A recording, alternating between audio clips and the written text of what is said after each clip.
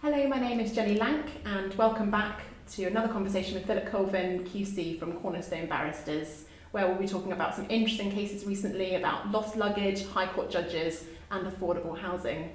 Philip, very interested to hear about these cases. Yes, well, probably the most exciting case in the realm of conduct of people who have to make decisions was a case which happened last year called Harb and Prince Abdul. And Prince Abdul was a member of the Saudi royal family, so it's got all the ingredients. And the background to this was that a High Court judge was involved in some litigation involving British Airways. And as it turned out, he'd taken a British Airways flight and his luggage had been lost. And he was very cross about this. And after quite a debate with the British Airways barrister, whom he was asking, where's my luggage gone?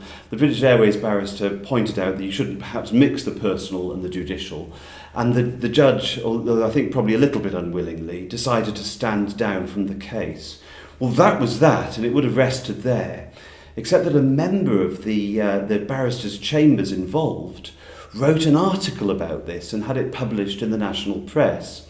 The judge was awfully unhappy about this, and he telephoned the head of chambers and then wrote to him very crossly saying that he was no longer going to be able to support that barrister's chambers. As it turned out, he had a member of that barrister's chambers in front of him in the prince's litigation. And he'd written his judgment, and as it turned out, he found against the prince.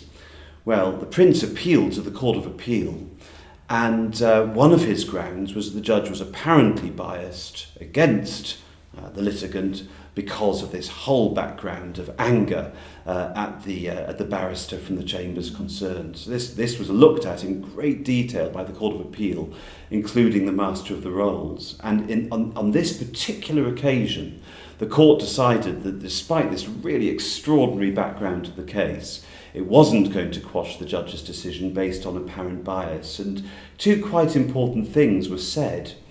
The first was that what had been postulated by Lord Grabiner, who was the silk appearing in the Court of Appeal, was how would a litigant being represented by a barrister from that chambers feel if they knew they were in front of this judge who'd expressed such antipathy towards the chambers concerned. And the Court of Appeal said that's not the test.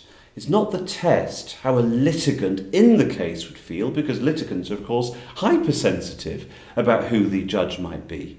The test is the fair-minded and informed observer. In other words, an independent, an objective person looking at this. The Court of Appeal said that the fair-minded, informed, independent observer would not feel that there was apparent bias against the litigant.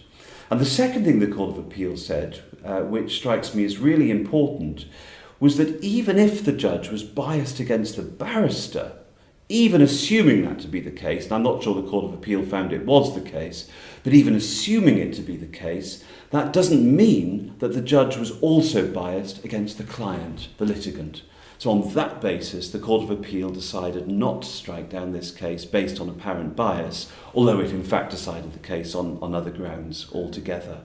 So that raised some really interesting issues about what the permissible limits are for judges, and then how you've actually got to connect the conduct complained of with the decision which was actually made. And the court engaged in a really careful exercise in doing that. Now, in general, the court holds judges to higher standards than it holds councillors. And that's because judges are paid to be independent and wholly disconnected from the case, whereas councillors often come to a decision with a little bit of political background. There may be something in the policy which their particular party had written while leading the council about the decision which has to be made. A councillor may have campaigned on a particular topic, may have said something about the topic, and on the whole the courts take quite an emollient view towards councillors, recognising the political reality that you could never find a councillor who was completely divorced from every single issue which came in front of the council. If you could, they probably had no business being a councillor in the first place. Councillors are interested in their local area. And that was, to some extent, reinforced by the Localism Act, which says, in essence, well, just because the councillor has said something doesn't mean in and of itself that they're biased. But in this case, there was which is the case of Kelton and Wiltshire, which was decided relatively recently, I think last November. The councillor was a member of the planning committee, but was also a director of a company that was involved in affordable housing. And a matter came before the council. It wasn't an application by the company itself, but the company may have benefited from the decision in that they would be providing the affordable housing element of the proposal. And it was said, well, the councillor really shouldn't have sat. And Mr. Justice Cranston again gave a very careful judgment in which he said that the councillor, who I think was paid £3,000 a year to be a director of this company, didn't have what's known as a disclosable pecuniary interest in the decision, because the interest was really far too remote as director of a company which may benefit from the decision, but did decide that the councillor was apparently biased.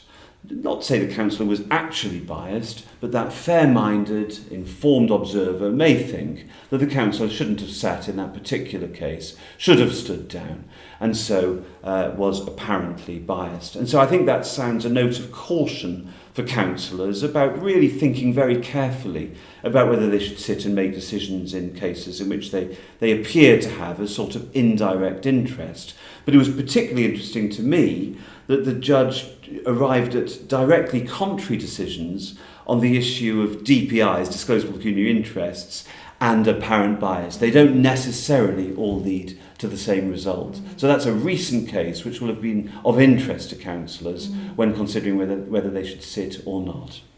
And I know that before now you've been involved in a lot of conduct issues and cases. Yes. And actually the title that you've been most involved with in this series is Cornerstone on Councillors' Conduct. Yes. Just wondered if you could tell us a little bit about that title Yes. and actually how it would help other practitioners Yes. in this area. Well, I feel very, very impassioned about Cornerstone on Councillors' Conduct, really for two reasons. The one is there's such a low level of trust amongst the general population for politicians. And I think we've seen that played out in the way the Brexit debate has just happened. The public, we know, is frustrated by the behaviour of politicians and is not sure that it's particularly happy about trusting one side or another. And you find that repeated in polls around politicians, the political classes, I guess, both nationally and locally.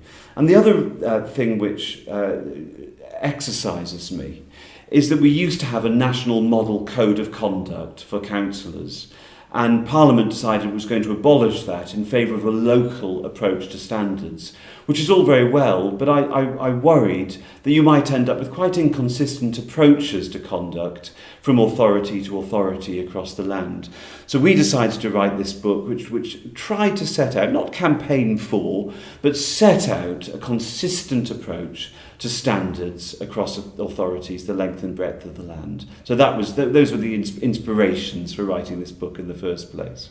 So someone who actually is in local government as a councillor themselves, yes. They can use this book to work out how they would like to conduct themselves in office. Absolutely. It's their guide, philosopher and friend. And it's not written as a legal tome. It's not setting out to be highfalutin. What it does do is set out scores and scores of examples of the kind of situations that councillors find themselves in, and how other bodies, whether it was the old Standards Board for England or whether it's the courts or whether it's simply stories reported in the press, how councillors have behaved and whether their behaviour was condemned or applauded for the way they actually conducted themselves. Right. So the book is trying to direct itself at councillors and monitoring officers, and sometimes at lawyers, barristers, solicitors, whether in local government or not, but to really give a complete overview of the kind of issues confronting councillors